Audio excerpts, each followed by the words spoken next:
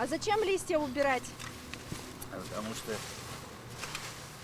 Экологи вот говорят, что не надо листья убирать, лучше просто мусор убирать. среди этих листьев, если посмотреть, мусора, там 50%. Если его оставить, таки мусор там будет погребен. Это первое. А второе, сейчас уже такой период, когда уже зелень вперед, поэтому лучше то убрать. Все, что можно было, оно уже перегнило.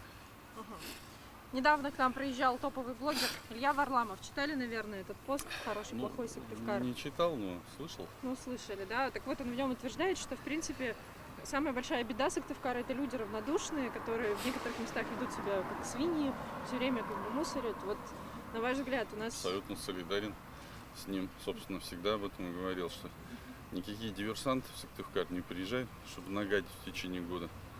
Это абсолютно все мы, горожане. Если уже, извините, мы позволяем себе в течение той же зимы так себя вести, то я думаю, что если мы хотим жить в чистом городе, так надо и убирать тогда, да, за собой, как минимум.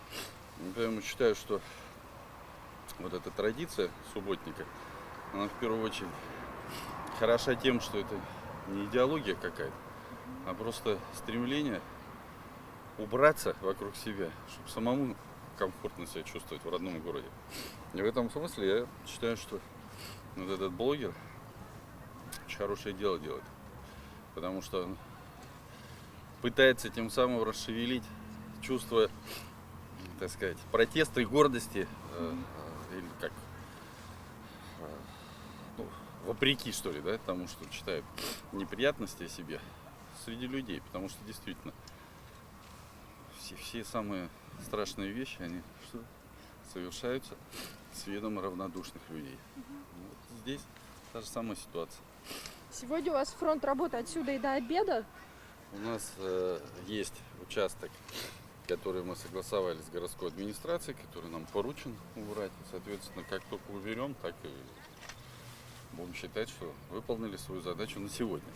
Но вообще она должна, эта задача, я так думаю, стоять перед каждым горожанином, чтобы чисто было каждый день. Не один раз в год убраться, выйти, а следить за тем, чтобы был порядок вокруг.